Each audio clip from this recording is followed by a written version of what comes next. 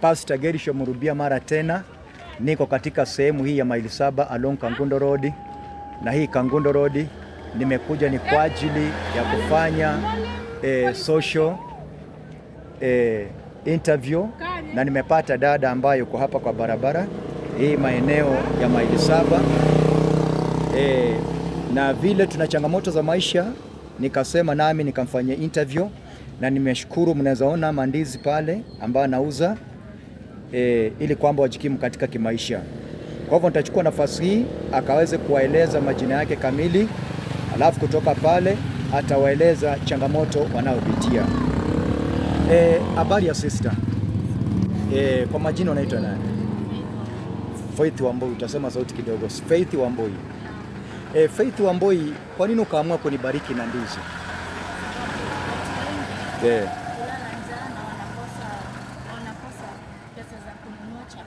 Yes. So nikaamua nikikubariki leo. Wengine Mungu anaweza kukujanisha. Amenibariki na mandizi. Mandizi ndio hiyo, na nashukuru. Kwa hivyo atawaeleza, na ndiye anaendelea kuwaeleza kwa nini akaamua kunibariki. Faith, mbona hujaenda shule? Naona bado kwa msichana mdogo.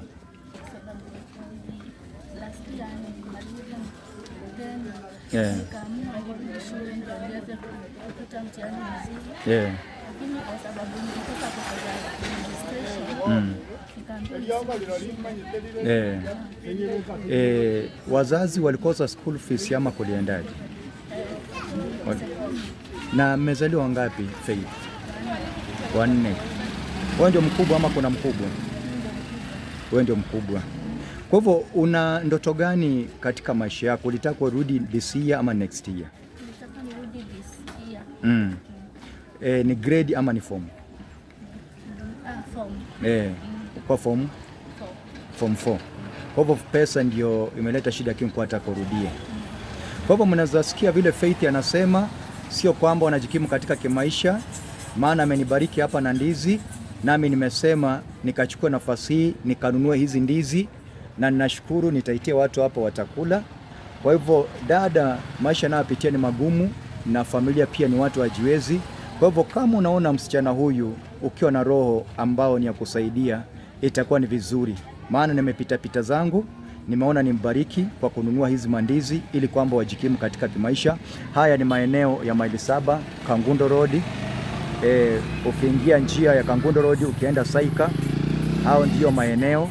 Ukienda pia Joska Kamulu Mala, hayo ndio maeneo ambayo niko naye. Najua kwamba unaposaidia dada huyu, ninajua kwamba hata na wewe utaweza kubarikiwa. Ni kitu gani unataka usaidiwe aswa Faith? Kimasomo. Ulikuwa unataka kuwa nani baada ya masomo? Daktari. Kwa hivyo najua maono ya msichana huyu hamtamwacha hivyo. I know she has a dream in her life, and I know as she continue to elaborate herself, you will stand with her. People from outside this Kenya, even within Kenya, I know you will stand with our daughter so that he can pursue her education. Kwa hivyo najua kwamba Roho wa Bwana atakuguza, na anapokuguza mpendwa mtazamaji, hutakosa kutenda jambo, naye Mungu atakubariki.